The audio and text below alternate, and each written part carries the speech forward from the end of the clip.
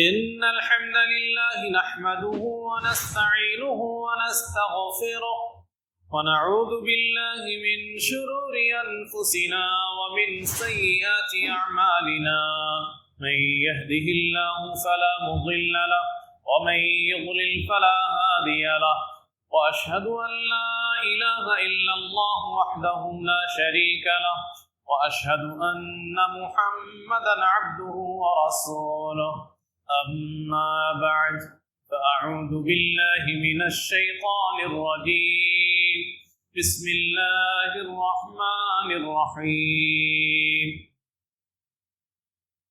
والسابقون الأولون من المهاجرين والأنصار والذين اتبعوهم بإحسان رضي الله عنهم ورضوا عنه وأعد لهم جنات تجري تحتها الأنهار خالدين فيها أبدا ذلك الفوز العظيم.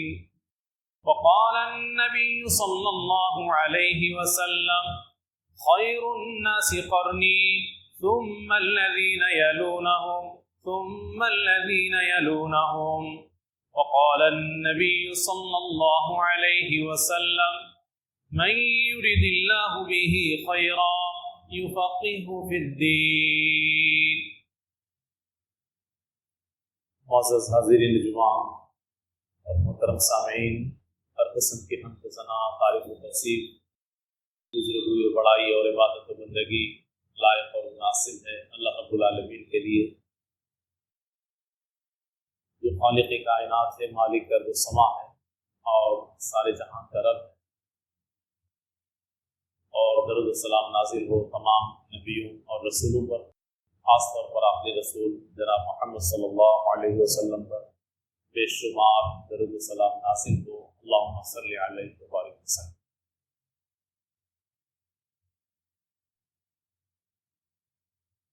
آج انشاءاللہ آپ کے بیچ میں جو سلسلہ وار موضوع چل رہا ہے اسی کے اوپر گفتگو ہوگی. آئیے منہج سلف کو سمجھیں. پہلے پرانی باتوں کا خلاصہ ایک مرتبہ سن لیں کہ منہج کا معنی واضح اور کشادہ راستے کے ہیں، اور یہ منہج فہم کے اوپر قائم ہے، اور فہم کا معنی ہوتا ہے صحیح معنی کو سمجھ لینا. اور سلف گزرے ہوئے مرے ہوئے لوگ، اور جب منہج سلف یا فہم سلف کہتے ہیں تو مراد ہے سلف صالحین، نیک گزرے ہوئے لوگ، اور خاص طور پر صحابہ کرام رضی اللہ عنہم کی جماعت اس میں شامل ہے. اس کے علاوہ تابعین اور تبع تابعین یعنی صحابہ کے بعد کا دو زمانہ، اور بعض علماء نے قیامت تک کے لیے اسے عام رکھا ہے. صحابہ کرام رضی اللہ عنہم اجمعین جو سب سے پہلی جماعت ہے سلف کی، ان کی سمجھ کا مقام اور مرتبہ آپ نے سماعت فرمایا. خاص طور پر حضرت عمر فاروق رضی اللہ عنہ کے تعلق سے آپ نے اللہ کی وحی کی موافقت کی بات سماعت فرمائی، اور پھر سلف کے اصول اور قاعدے کیا ہیں اس کی گفتگو شروع ہوئی تھی. ایسا نہیں ہے کہ قرآن اور حدیث جو اسلام کی اور دین کی بنیاد ہے اس سے ہٹ کر کے کسی تیسری چیز کی بات ہو رہی ہے، بلکہ سلف صالحین سب سے اوپر قرآن اور حدیث کو رکھتے ہیں، نصوص کو رکھتے ہیں، اس کے مقابلے میں کسی بھی چیز کو ترجیح نہیں دیتے. اور ان کے سارے اصول، ضابطے اور قاعدے سلف صالحین کے قرآن و حدیث کے دلائل کی روشنی میں ہی بنائے گئے۔ تو سب سے پہلا قاعدہ آپ نے اس سے پہلے پیوستہ جمعہ میں اس کی تفصیل سماعت فرمائی کہ نصوص کو یعنی قرآن اور حدیث کو سب سے اوپر رکھا جائے گا، اور آگے مزید اصول اور ضابطے آپ کے سامنے بیان کرنا ہے۔ سلف صالحین کا ایک قاعدہ یہ بھی ہے، تقدیم الاہم، سب سے زیادہ جس چیز کی اہمیت ہے اس کو پہلے رکھا جائے گا۔ کسی بھی چیز کی ترتیب میں پہلا نمبر کس کو دیں گے؟ جس کی اہمیت سب سے زیادہ ہے۔ اور یہ بھی قرآن کی اور نبی کریم صلی اللہ علیہ وسلم کی حدیث کی روشنی میں یہ قاعدہ بنایا گیا ہے۔ چنانچہ اللہ رب العالمین نے قرآن میں ارشاد فرمایا، وَاعْبُدُوا اللَّهَ وَلَا تُشْرِكُوا بِهِ شَيْئًا، اللہ کی عبادت کرو، اللہ کے ساتھ کسی بھی چیز کو شریک نہ ٹھہراؤ۔ تو سب سے پہلے اللہ رب العالمین نے توحید کو رکھا، اس کے بعد اور بھی باتیں اللہ رب العالمین نے بیان فرمائی ہے۔ مثال کے طور پر وَبِالْوَالِدَيْنِ إِحْسَانًا کا تذکرہ ہے، والدین کے ساتھ بھی حسن سلوک کرنا ہے، لیکن پہلے توحید۔ چنانچہ آپ حدیث اٹھا کر کے دیکھ لیں کہ پیارے نبی جناب محمد صلی اللہ علیہ وسلم فرماتے ہیں، بنی الاسلام علی خمس، اسلام کی بنیاد 5 چیزوں پہ رکھی گئی، لیکن سب سے پہلے کس کو رکھا؟ توحید کو۔ سب سے پہلے توحید، اس کے بعد نماز، اور اس کے بعد آگے سلسلہ چلتا رہا۔ اور حضرت معاذ رضی اللہ عنہ کو نبی کریم صلی اللہ علیہ وسلم نے جس وقت یمن بھیجا تو نبی کریم صلی اللہ علیہ وسلم نے ان کو نصیحت کرتے ہوئے کہا، اِنَّكَ تَأْتِي قَوْمًا مِّنْ أَهْلِ الْكِتَابِ، تم اہل کتاب کی بستی میں جا رہے ہو، جن لوگوں کے پاس جا رہے ہو وہ اہل کتاب ہیں، آسمانی کتاب ان کے پاس بھی ہے۔ تم سب سے پہلے کس چیز کی دعوت دو گے انہیں؟ فَلْيَكُنْ أَوَّلَ مَا تَدْعُوهُمْ إِلَيْهِ، سب سے پہلی چیز جس کی دعوت تمہیں دینا ہے وہ ہے توحید، شہادت اللہ الہ الا اللہ وانی رسول اللہ۔ اگر وہ لوگ اس کو مان لیں، توحید کا اقرار کر لیں، اس کو قبول کر لیں، تب پھر دوسری چیز بتانا۔ تو توحید کی اہمیت سب سے زیادہ ہے، اس لیے اللہ رب العالمین نے قرآن کی آیت میں، نبی کریم صلی اللہ علیہ وسلم نے حدیث میں، اور حضرت معاذ رضی اللہ عنہ کو نصیحت کرنے میں سب سے پہلے توحید کو رکھتے ہیں۔ اسی لیے سلف صالحین نے یہ قاعدہ بنایا کہ سب سے اہمیت والی چیز کو پہلے رکھا جائے گا، اس کے بعد جس کی اہمیت ہے اس کو رکھا جائے گا، اس کے بعد جس کی اہمیت ہے اس کو رکھا جائے گا، یہ ترتیب رہے گی۔ اور اسی مناسبت سے آپ دیکھیں کہ قرآن کی تفسیر کے تعلق سے مستقل اصول ضوابط بنائے گئے، اور اس کو اصول تفسیر یا علم التفسیر نام دے دیا گیا کہ قرآن کو سمجھیں گے کیسے، اس کے لیے قاعدے مقرر کیے گئے۔ علم التفسیر، بہت ساری کتابیں آپ کو اس فن کی مل جائیں گی جو سلف صالحین نے قاعدہ بنائے ہیں کہ قرآن کو کیسے سمجھیں گے، اس کے لیے قاعدے کیا ہیں۔ مثال کے طور پر بہت تفصیلات میں جانے کا موقع نہیں ہے کہ قرآن کی کسی آیت کو سمجھنا ہے تو اس کے لیے سب سے پہلے قرآن ہی میں تلاش کریں گے، دیکھیں گے کہ اس کی تفسیر کہیں سے ہو رہی ہے کہ نہیں ہو رہی۔ قرآن ہی سے سمجھیں گے کہ قرآن کی تفسیر قرآن سے ہو رہی ہے کہ نہیں ہو رہی ہے۔ ابھی پچھلے اس سلسلے کے خطبہ میں آپ نے سنا تھا کہ یتلونہ حق تلاوتی، قرآن کی تلاوت کرتے ہیں وہ اس کی تلاوت کرنے کے حق کی طرح. تو اس میں تلاوت کا عام اور معروف اور مشہور معنی کیا ہے کہ اچھی آواز سے مخرج کے ساتھ قرآن کو پڑھ لینا.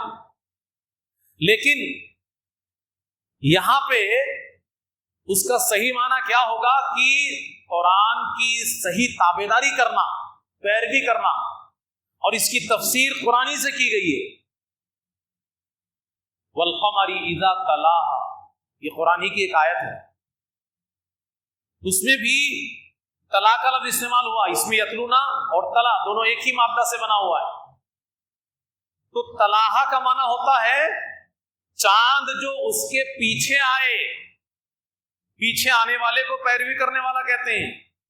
اسی سے یہ معنی نکالا اور کہا کہ قرآن کی صحیح طریقے سے پیروی کرے، یہ ہے اس کے تلاوت کرنے کا معنی. تو قرآن کی تفسیر سب سے پہلے قرآن سے، اس کے بعد حدیث سے. ظاہر سی بات ہے قرآن کی اہمیت سب سے زیادہ ہے، پھر حدیث کی، پھر صحابہ کے قول کی، وہ بھی حجت ہے. نبی کی حدیث بھی حجت ہے، دلیل ہے. صحابی کا قول بھی حجت ہے، دلیل ہے. لیکن سب سے اہمیت والی چیز کیا ہے؟ قرآن ہے. تو اس میں بھی اس چیز کا خیال رکھا گیا. تو اصول ضابطے بنائے گئے علم التفسیر کے تعلق سے، اور اسی کے ضمن میں یہ بات بھی آئے گی کہ قرآن میں دو قسم کی آیتیں ہیں، کچھ محکم ہیں اور کچھ متشابہ. محکم کا مطلب یہ ہوتا ہے کہ اس کے معنی کو سمجھنے میں کوئی پیچیدگی نہ ہو، اس کے معنی میں کوئی پیچیدگی نہ ہو، تشابہ نہ ہو، خلط ملط مالا نہ ہو رہا ہو، واضح ہو.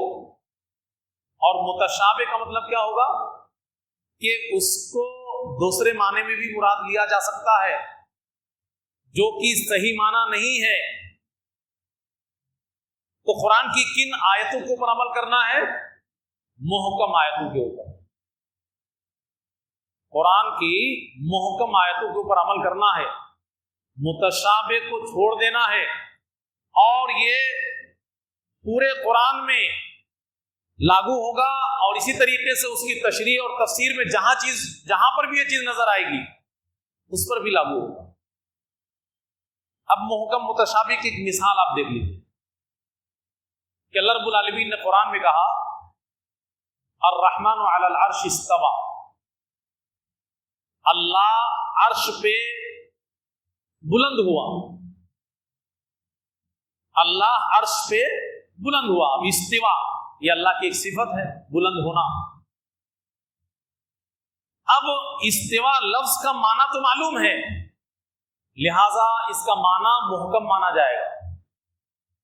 استوا کا لفظی معنی یہ محکم ہے، لیکن بلند ہونے کی شکل کیا ہے، استوا کی کیفیت کیا ہے، نوعیت کیا ہے، یہ تشابہ میں ہے، یہ واضح نہیں ہے، کلیئر نہیں ہے.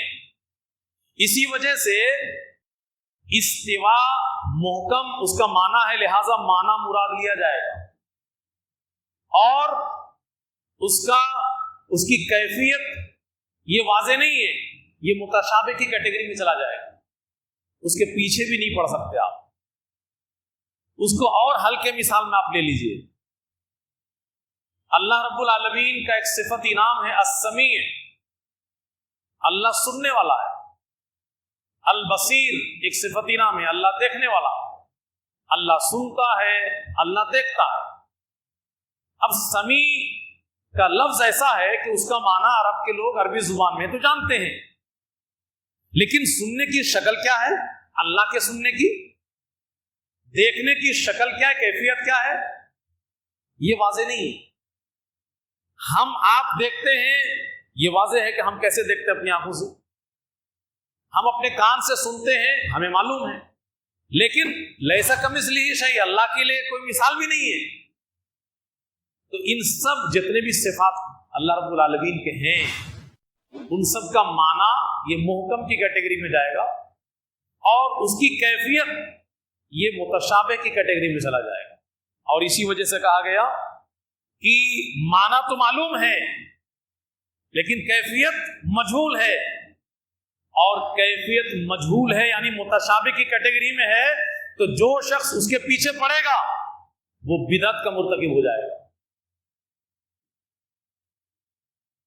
جو شخص بھی اس کے پیچھے پڑے گا کیفیت کے پیچھے، وہ بدعت کا مرتکب ہو جائے گا۔ امام مالک رحمہ اللہ نے استوا کے سلسلے میں یہ قاعدہ بیان کیا، یہ سلف کے قاعدے کی بات چل رہی تھی۔ تو علم التفسیر مستقل ایک علم ہے، اصول تفسیر۔ اسی طریقے سے بہت سارے اصول، ضابطے، قاعدے، قانون حدیث کے بارے میں بنائے گئے۔ کس نے بنایا؟ سلف نے بنایا۔ قرآن و حدیث کے دلائل کی روشنی میں ہمیشہ اس پوائنٹ کو ذہن میں رکھیں کہ ان لوگوں نے اپنے من سے منمانی کر کے نہیں بنا لیا کہ جو من میں آیا کر لیا، ایسا نہیں۔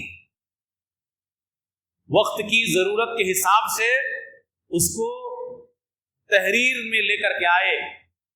مثال کے طور پر صحیح مسلم کے مقدمے میں امام ابن سیرین رحمہ اللہ ذکر کرتے ہوئے کہتے ہیں کہ پہلے حدیث لوگ بیان کرتے تھے تو اس میں کوئی اسناد کے بارے میں نہیں پوچھتا تھا کہ اس کی سند بیان کرو، قال رسول اللہ کہہ دینا ہی کافی ہوتا تھا۔ کب تک؟ جب تک کہ فتنہ پیدا نہیں ہوا۔ فتنہ کب پیدا ہوا؟ حضرت عثمان رضی اللہ عنہ کے زمانے۔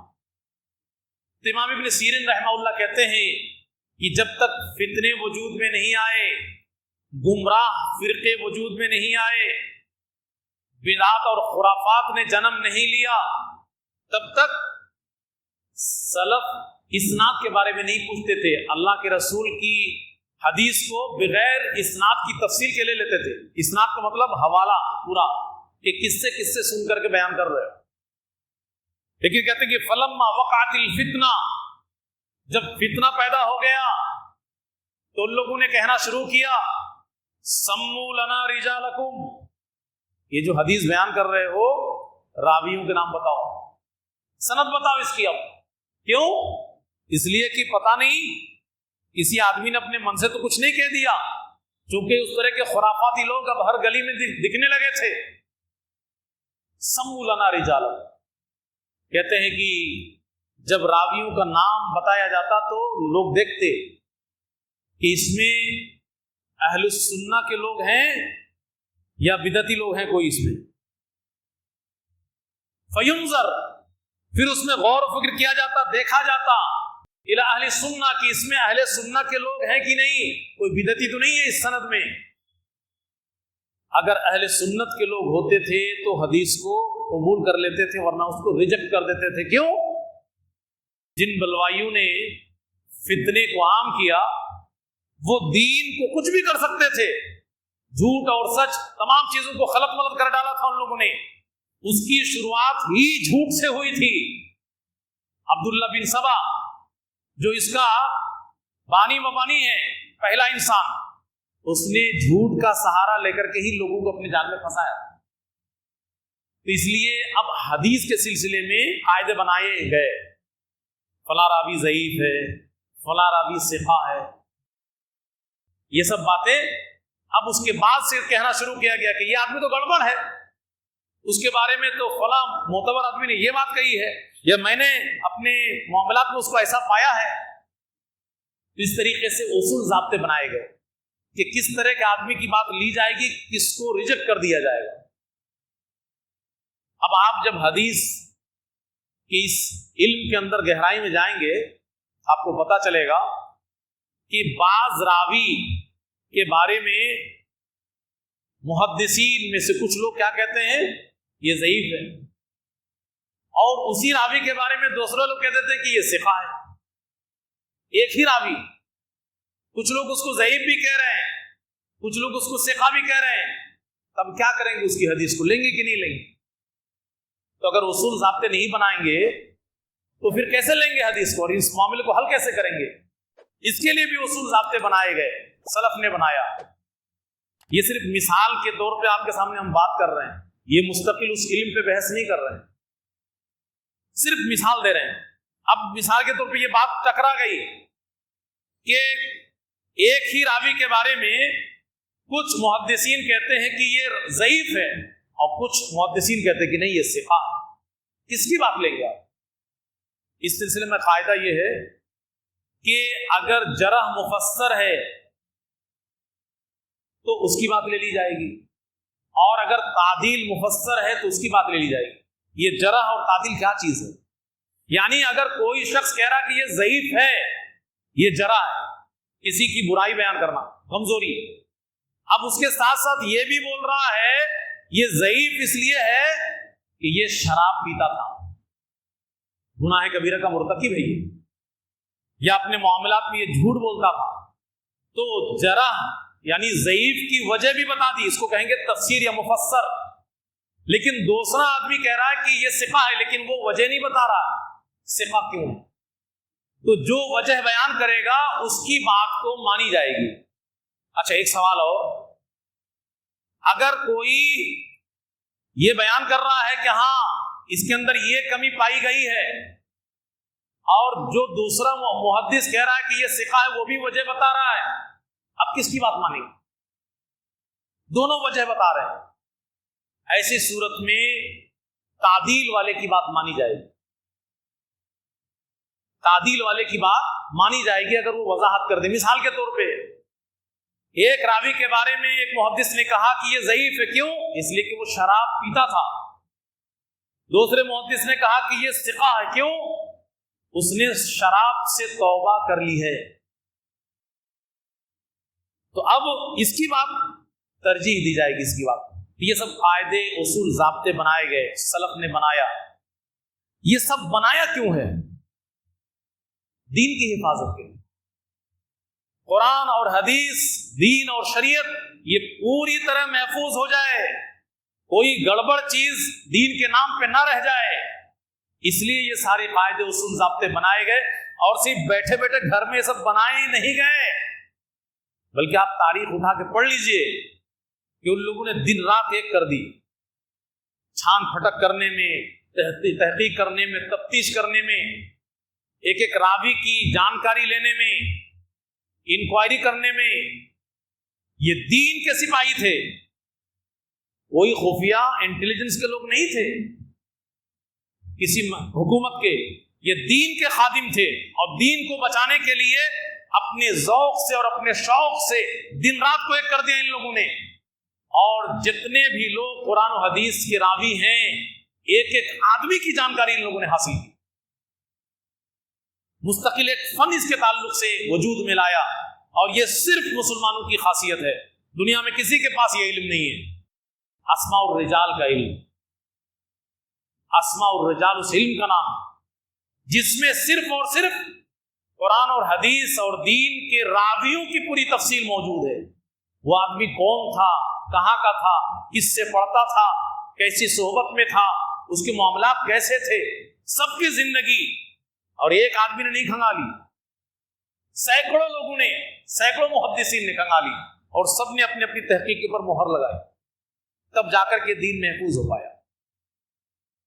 تو تفسیر کے علم کے لیے ضابطے مقرر کیا، حدیث کے علم کے لیے ضابطے مقرر کیا۔ اب یہ متن تو ہمارے پاس آ گیا، حدیث یا قرآن، یہ متن علم الحدیث کے ذریعے سے ہم تک پہنچ گیا، اسماء الرجال کے ذریعے سے۔ اس کو سمجھنے کے لیے اور استدلال کے لیے کیا قاعدہ ہے، کسی آیت کا کیا معنی اور مطلب ہوگا، اس کے لیے بھی ایک علم مستقل طور پہ بنایا گیا جس کو اصول فقہ کہتے ہیں۔ فقہ مطلب سمجھنا، سمجھنے کے قاعدے اور قانون، کہ شریعت کو کیسے آپ سمجھیں گے، قرآن اور حدیث کی بات کے صحیح معنی کو کیسے سمجھیں گے، تو سلف نے اس کے لیے بھی قاعدے بنائے۔ مثال دیکھ لیجئے گا، اگر وہ اصول ضابطے کو آپ کنارے کر دیں گے تو اسلام پہ عمل کرنا مشکل ہو جائے گا۔ والسارق والسارقۃ فاقطعوا ایدیہما، اللہ نے قرآن میں ایک حکم دیا ہے، چوری کرنے والا مرد اور چوری کرنے والی عورت ان دونوں کا ہاتھ کاٹ دو۔ بھئی لفظ کا ترجمہ سیدھا یہی ہے، والسارقۃ اور چوری کرنے والا مرد، والسارقۃ اور چوری کرنے والی عورت، فاقطعوا ایدیہما ان دونوں کا ہاتھ کاٹ دو، ان دونوں کا ہاتھ کاٹ دو۔ اب یدن کا لفظ جو عربی میں ہے وہ یہ انگلی کے شروع کے حصے سے لے کر کے بغل تک، یہ پورا یہ ید میں شامل ہے، یہاں سے لے کر کے یہاں تک۔ اگر قاعدہ اور اصول اور ضابطے اصول فقہ کی روشنی میں نہ بنائے جاتے تو ایک آدمی قرآن پڑھتا اور اس کے سامنے چور کا معاملہ آتا تو کیا کرتا ہو؟ کوئی انگلی کا ایک اور کاٹ دیتا کہ چلو ہاتھ کاٹ دیا ہم نے، بولتے نا کہ انگلی کٹا کے شہیدوں میں نام لکھا لو، تو جب انگلی کٹا کے شہیدوں میں نام لکھائے گا تو چور کو بھی سزا دے دے گا وہ، کہ بھئی ہاتھ تو ہے۔ اور کوئی یہاں تک کاٹتا، کوئی یہاں تک کاٹتا، کوئی پورا ہاتھ ہی کاٹ دیتا، کتنا کاٹیں گے آپ؟ یہ اصول فقہ حساب سے سمجھ میں آتا ہے، فقہ کے جو قاعدے اور اصول اور ضابطے سلف نے بنایا ہے اس سے یہ سمجھ میں آتا ہے کہ کتنا کاٹنا ہے۔ اور فقہ کا قاعدہ کیا معلوم؟ اسی مثال میں صرف ہم آپ کو سمجھا رہے ہیں، کوئی اگر قرآن میں یا حدیث میں حکم عام ہے اور وہی حکم خاص بھی ہے، ایک چیز کے بارے میں کہیں پہ عام حکم ہے اور کہیں پہ خاص حکم ہے، تو مانا کس کو جائے گا، عام کو یا خاص کو؟ قاعدہ یہ ہے کہ خاص کو مانا جائے، عام کو نہیں مانا جائے گا۔ اگر عام کو مانا جاتا تو پھر ہاتھ میں سے کتنا بھی کہیں سے بھی کاٹ دیتے آپ۔ یہ ایک عام حکم ہے کہ یہاں سے لے کے یہاں تک ہاتھ، اس میں سے وضاحت نہیں ہو رہی ہے فاقطعوا ایدیہما، لیکن نبی کریم صلی اللہ علیہ وسلم کی حدیث سے وضاحت ہو جاتی ہے کہ سب سے پہلے دائیں ہاتھ کو چننا ہے، ہاتھ میں سے دایاں کی بایاں یہ بھی مسئلہ ہے، پہلے دایاں ہاتھ، دائیں ہاتھ کا صرف یہ ہتھیلی کا حصہ اس جوڑ تک، بس اتنے کو کاٹنا ہے۔ یہ خاص ہے کہ دایاں ہاتھ کا ہتھیلی کا حصہ جوڑ تک یہیں تک کاٹنا ہے، یہ خاص حکم ہے اور قرآن کی آیت میں عام حکم ہے، تو لہٰذا یہاں پہ خاص حکم کو مانا جائے گا، اس عام حکم کو نہیں مانیں گے آپ۔ یہ پتہ کہاں سے چلا؟ یہ اصول فقہ سے پتہ چلا، فقہ کی کتاب اٹھا کے پڑھیے آپ کو یہ قاعدہ مل جائے گا۔ اسی طریقے سے عربی زبان میں قرآن نازل ہوا ہے، اور عربی زبان کو بولنے کے بھی بہت سارے لہجے ہیں، الگ الگ لہجے میں ہم آپ سمجھ ہی سکتے ہیں۔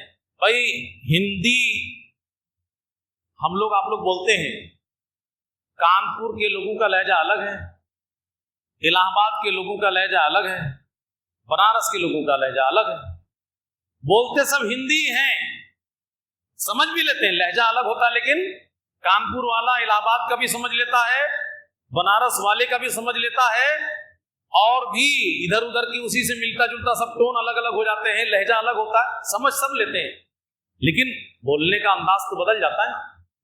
تو عربی زبان کو بھی بولنے کا لہجہ الگ الگ تھا، اس میں سے سب سے افصح یا فصیح ترین یا خوبصورت لہجہ قریش کا لہجہ تھا۔ قریش کیا ہے؟ ایک خاندان ہے، قریش ایک خاندان ہے، اور اسی خاندان سے نبی کریم صلی اللہ علیہ وسلم بھی ہیں۔ تو قرآن خاص لہجے میں نازل ہوا ہے، اور اس لہجے کے حساب سے اس کا معنی اور مطلب سمجھ میں آتا ہے۔ تو سب سے پہلے کیا تھا کہ صرف اور صرف خیر القرون کی آپ بات کریں گے تو سب عرب کے لوگ تھے، کسی بھی لہجے میں لوگ پڑھتے تھے تو سب سمجھ جاتے تھے، دقت نہیں ہوتی تھی۔ صرف عربی زبان کی بات نہیں کر رہے ہیں، عربی زبان میں کسی بھی لہجے میں کوئی پڑھ لیتا تھا، سب سمجھ لیتے تھے، دقت ہی نہیں تھی، کوئی قاعدہ قانون کی ضرورت ہی نہیں تھی۔ لیکن جب عرب سے دین باہر پھیلنے لگا، عجم کے لوگ بھی اس میں گھسنے لگے، تو دو مصیبت آئی۔ ایک مصیبت تو یہ کہ قرآن کو پڑھ نہیں پاتے تھے، وہ کیوں؟ اس لیے کہ قرآن جو بھی تحریری شکل میں آیا پہلے تو نقطہ ہی نہیں تھا اس میں. آپ لوگ ایک لائن بغیر نقطہ کے پڑھ لیں گے قرآن،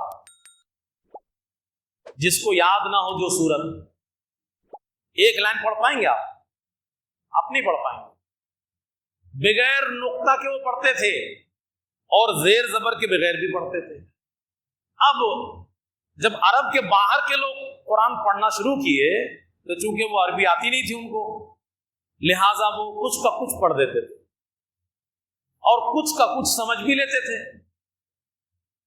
کون کیا ہے سمجھ میں نہیں آتا تھا ان کو. اب ہم یہ تفصیل کے ساتھ آپ کو عربی گرامر میں نہیں لے جا سکتے، ویسے بھی میری تقریر آپ کے لیے ہارڈ ہو رہی ہے آج. تو عربی زبان جب تک خیر القرون کا معاملہ تھا، عرب کے لوگوں کے بیچ میں دقت نہیں تھی قرآن کو پڑھنے میں، حدیثوں کو سن کر سمجھنے میں. لیکن اس کے بعد دقت ہونے لگی تو کیا کیا گیا؟ عربی زبان کے بھی قاعدے بنایا گیا. شروعات کہاں سے ہوئی؟ حضرت علی رضی اللہ عنہ کے زمانے سے.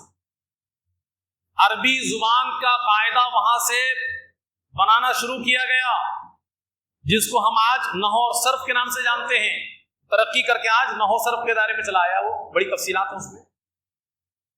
اور اسی طریقے سے قرآن کے اوپر نقطے لگائے گئے، قرآن کے اوپر زیر زبر بھی لگایا گیا. اب یہ بھی مستقل ایک علم ہے. یہ کن لوگوں نے یہ علم بنایا ہے؟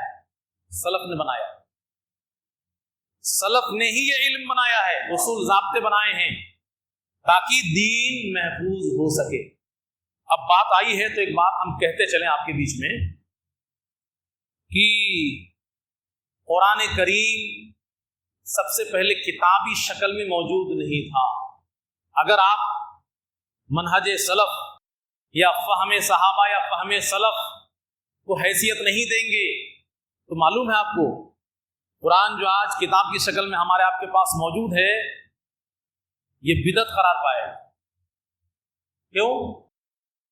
اللہ کے رسول صلی اللہ علیہ وسلم نے کتابی شکل تو دیا نہیں تھا کہ آپ کو کوئی کتابی شکل میں دیکھے گئے.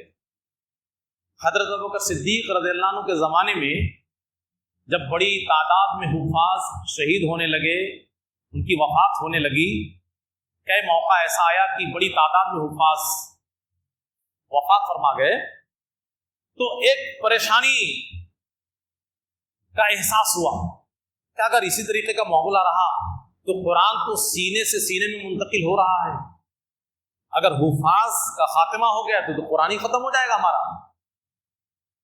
تو اس کے کام کیا جائے، ایک جگہ جمع کر لیا جائے. حضرت ابوبکر صدیق رضی اللہ عنہ نے پہلے انکار کر دیا. جب یہ مشورہ آیا تو حضرت ابوبکر صدیق رضی اللہ عنہ نے پہلے انکار کر دیا، کہا کہ جو اللہ کے رسول صلی اللہ علیہ وسلم نے نہیں کیا وہ میں نہیں کر سکتا. آپ خلیفہ وقت تھے، لیکن جب غور و فکر کیا گیا، باریکی سے جائزہ لیا گیا تو انہیں بھی بات سمجھ میں آ گئی. اللہ نے ان کا سینہ کشادہ کر دیا کہ نہیں، اس کے دلائل موجود ہیں قرآن میں، اس کو کتابی شکل میں ہونا چاہیے. اور انہوں نے پھر قبول کیا اور قرآن کو جمع کیا. تو سب سے پہلا کام کیا کیا؟ قرآن کو ایک جگہ جمع کر لیا، ورنہ سب لوگوں کے دلوں میں تھے، قرآن کا حصہ دلوں میں تھا. ایک جگہ سارے لوگوں سے لا کر کے انہوں نے اکٹھا کیا. یہ حضرت ابوبکر صدیق رضی اللہ عنہ. اب وہ جو ہم الگ الگ لہجہ کی بات کر رہے ہیں ابھی اس کو الگ نہیں کیا گیا تھا، لیکن حضرت عثمان رضی اللہ عنہ کے دور میں یہ احساس پیدا ہوا کہ قرآن الگ الگ لہجے میں پڑھا جا رہا ہے اور عربی زبان کے علاوہ لوگوں کے لیے دقت اور پریشانی ہو رہی ہے. کل کو جا کر کے بڑا اختلاف رونما ہو سکتا ہے ہماری اس اصل اللہ کی نازل کردہ کتاب کے سلسلے میں. لہٰذا ضروری یہ ہے کہ ایک لہجہ کو باقی رکھ کر کے باقی کو ختم کر دیا جائے. پھر مشورہ ہوا اور حضرت عثمان غنی رضی اللہ عنہ نے صرف قریش کے لہجے کو باقی رکھا اور باقی جو لہجے تھے اس کو آپ نے ختم کر دیا، عام لوگوں کے لیے اس کو عام نہیں کیا. اب قرآن جو چھپ رہا تھا یا لکھا جا رہا تھا صرف ایک لہجے میں اور اسی کو پھیلایا گیا. آج جو قرآن پوری دنیا میں لوگوں کے پاس ہم پڑھتے ہیں اسی قریش کے لہجے میں ہے. قریش ہی کے لہجے میں قرآن نازل بھی ہوا تھا، اسی لیے اسی لہجے کو باقی رکھا گیا۔ نبی کریم صلی اللہ علیہ وسلم بھی قریش ہی میں سے ہیں، اور آپ صلی اللہ علیہ وسلم کے قریب رہنے والے اور دین کے بڑے خادم صحابہ وہ بھی قریش ہی سے ہیں۔ تو قرآن میں جب آپ دیکھیں گے تو پتہ چلے گا کہ اللہ نے کیا کہا شروع میں سورہ بقرہ کے، ذالک الکتاب لا ریب فیہ، یہ وہ کتاب ہے جس میں کوئی شک نہیں ہے۔ اب جب قرآن کتابی شکل میں تھا ہی نہیں تو اللہ کتاب کیوں کہہ رہا ہے؟ یہ ایک اشارہ تھا کہ آگے چل کر کے کتابی شکل اس کو دینی پڑے گی اور اس کے لیے دلیل بنے گی۔ صحابہ کرام نے یا سلف نے قرآن کو کتابی شکل میں جمع کیا تو قرآن ہی کی دلیل کے روشنی میں پہلے تو انکار کیا ابوبکر صدیق رضی اللہ عنہ نے، لیکن بعد میں جا کر کے انہی آیتوں کے پیش نظر آپ نے پھر قبول کیا کہ ہاں اللہ نے کتاب کا نام تو لیا ہے قرآن میں، لہذا کتاب بنانے میں کوئی دقت نہیں ہے، بلکہ وہ اہم ترین ضرورت ہے دین کی حفاظت کی خاطر، لہذا یہ کتاب میں ہونا چاہیے۔ یہ کس کی سمجھ ہے؟ صحابہ کی سمجھ۔ واضح لفظوں میں نبی کریم صلی اللہ علیہ وسلم نے حکم نہیں دیا کہ بھائی تم لوگ آگے دھیان کر کے کتاب بنا لینا، اکٹھا کر لینا، کہیں نہیں ہے۔ اگر آپ فہم سلف کی اہمیت کو نہیں سمجھیں گے تو پھر یہ قرآن کتابی شکل میں یہ بدعت قرار پائے گا۔ یہ فہم سلف بھی حجت ہے، صحابہ کی سمجھ بھی حجت ہے، جس کی بنیاد پر قرآن کتابی شکل میں پھر اس میں ایک ہی لہجے کو باقی رکھا گیا، پھر عربی زبان کے قاعدے بنائے گئے، اس میں نقطے لگائے گئے، پھر زیر زبر پیش لگایا گیا، حرکت لگائی گئی، یہ ساری کی ساری چیزیں یہ فہم سلف ہے، صحابہ کی سمجھ ہے، سلف کی سمجھ ہے، اور وہ حجت ہے، دلیل ہے۔ تو یہ وقت تو ختم ہو چکا ہے، آگے انشاءاللہ آگے مزید آپ کے سلسلے میں گفتگو جاری رہے گی۔ تو آج آپ کے بیچ میں ہم نے جو باتیں کی ہیں وہ یہ ہے کہ سلف نے الگ سے کوئی معنی نیا کچھ بتا نہیں دیا ہے، بلکہ سلف نے قرآن اور حدیث کا جو صحیح معنی تھا وہی بتایا ہے، اور جو بھی اصول ضابطے قاعدے انہوں نے بنائے ہیں قرآن حدیث کے دلائل کی روشنی میں، اور ان کا اپنا کوئی فائدہ اس میں آپ کو نظر نہیں آئے گا کہ یہ سب ان لوگوں نے کیوں کیا، صرف اور صرف قرآن کو، حدیث کو، دین کو محفوظ کرنے کے لیے ان کی کوشش، ان کی تڑپ اور ان کی محنت آپ سوچ بھی نہیں سکتے ہیں کہ ایسا بھی لوگ کر سکتے ہیں، دن رات جس طریقے سے ان لوگوں نے ایک کر کے اس کام کو انجام دیا۔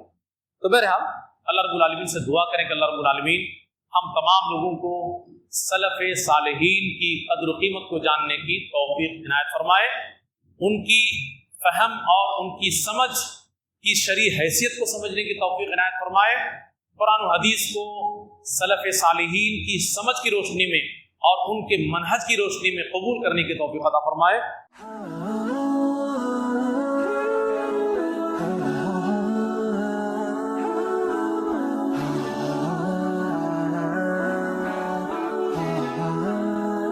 Mm-hmm.